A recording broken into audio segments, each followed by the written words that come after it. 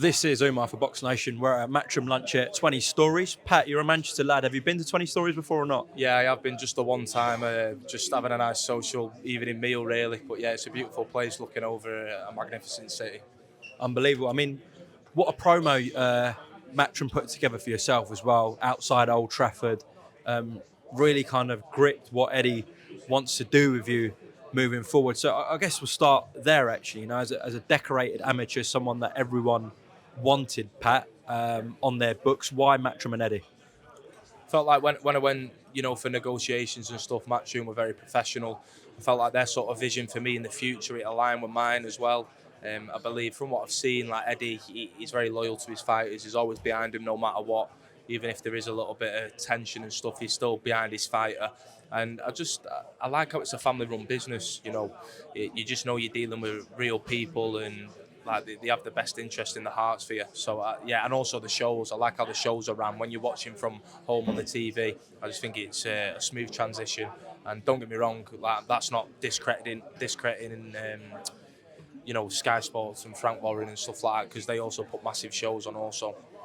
Absolutely. I mean, and with Frank Warren, he's jumping on DAZN. Of course, they've got a very good working relationship now. So if there are fights to be made, I think Frank's got cruiserweights. But I guess my point is with Riyadh season, with Matchroom and Queensbury working together, just because you align yourself with one promoter doesn't restrict fights being made now. Definitely not. No, that's the way boxing's going now. With the collaboration with Matchroom and Queensbury, it's massive because now the fights that everyone wants to see, they're getting made, especially with the Saudi Arabia stuff, and that is brilliant. And it just opens loads of doors now, especially for the boxing fans around the world. They're seeing fights that they've dreamed of seeing. So yeah, it's brilliant how Queensbury's with DAZN now.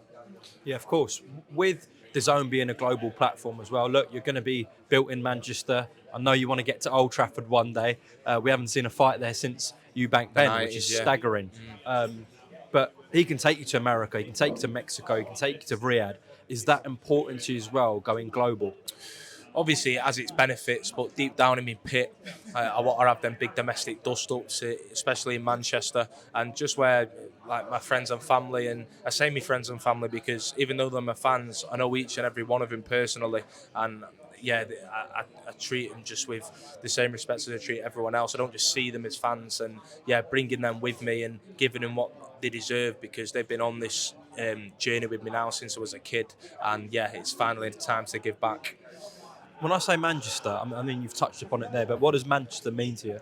Manchester means everything to me. It's obviously, I've only ever known Manchester, to be fair. Obviously, I've gone to London here and there as I've gotten older and stuff, and when I get the train back and I step into Manchester, I kind of do like a big breath and go, oh, I'm back home again. And I think it's just, the personalities. The Mancs have a certain attitude towards sports, especially with the football, and I love how it's like United versus City and stuff, and it's like the North versus the South, and yeah, it's just brilliant. I just love everything that Manchester offers. To be fair, of course, we had Ricky Hatton, who was a massive Man City fan. I know we had Anthony Crowley, who did amazing things in the city and was a big United fan, but for the sporting excellence that should be coming out of Manchester, that has done in terms of on a football pitch, we haven't seen a huge amount of fighters actually come from the city, boxers specifically. So there is that void to fill. I think that's a fair thing, and you're the one who's up. Definitely, yeah, it's a massive void to fill. And Manchester, they've had great fighters from the past, and I just think I'm privileged enough where I've got the platform now, I've got all the tools where I can just, fill massive shoes in terms of filling the void and bringing them nights back to Manchester like the good old Ricky Hatton days, because them nights, even though I'm a United fan, they were nice to remember because, yeah, that was something special. Well, with Ricky Hatton, I know, as I said, he was a massive City fan, but both clubs, the whole city got behind him, didn't they? Yeah, they did. They got behind him, and I think as well with his background, like his mum and dad, like my dad's really close with his mum and stuff, because obviously Ricky Hatton used to go Sale West boxing gym, and they used to always be around the pubs and selling tickets in the pubs, and they had that connection with the fans also, and I think that's really important. Whereas now we live in a day and age where it's through phones and stuff, and I want to keep that old school way, where I'm always out and about and I'm seeing everyone who follow me. Pat, in terms of your fighting style, I'm sure plenty of people have seen a lot of your amateur fights watching this on BoxNation, but for the more casual audience, now you're turning pro, what can we expect? Just describe your style to me. Yeah, I've said it numerous times now. I've always been aggressive. I've always liked, staying in the middle of the ring and having it.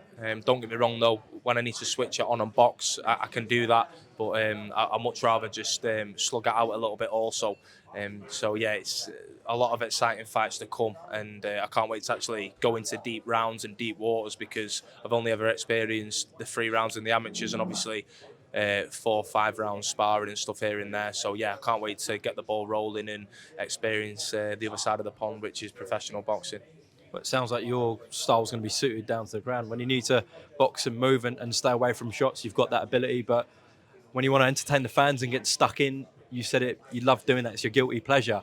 So I'm guessing that was a natural conversation with Jamie Moore, Nigel Travis, who you've selected to train with, but just about how they're going to train you, your style, etc. You believe it's a perfect fit? I believe it's a perfect fit. Obviously, I was at Moss Side Fire Station as an amateur towards the end of my amateur career.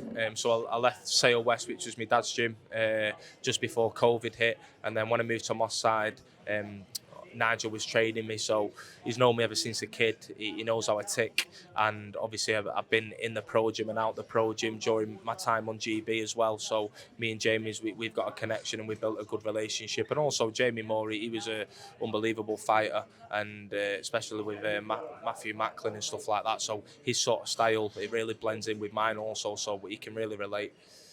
Okay. Listen, we look forward to this journey. Just before we close off, I want to get your 3 favourite fighters from Manchester, but then Right. also your 3 favourite fighters of all time. And you can't say Ricky in the all-time one. Yeah, So your yeah, 3 no, favourite well, from Manchester. So obviously Manchester, it's got to be Ricky Hatton.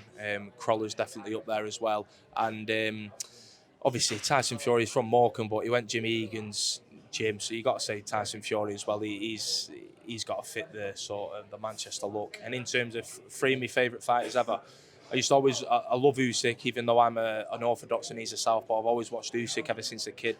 I love the likes of like Canelo, and then throwing it back like really old school. I used to love watching like Sugar Ray with his footwork, funny enough, and Leonard or Robinson?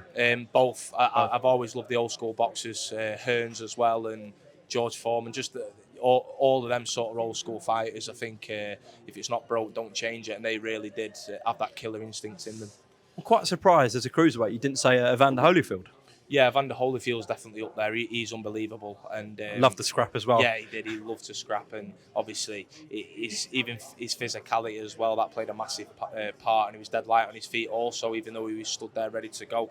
But yeah, Holyfield, he's also. I've watched him numerous times, also. Well, if you have half the career that Evander Holyfield had done, yeah. you'd have smashed it. So look forward to a great journey with yourself and Eddie. Definitely. Cheers. And speak to you soon, Yeah, Pat. thank you very much. Top man. Cheers. Thank you. Cheers.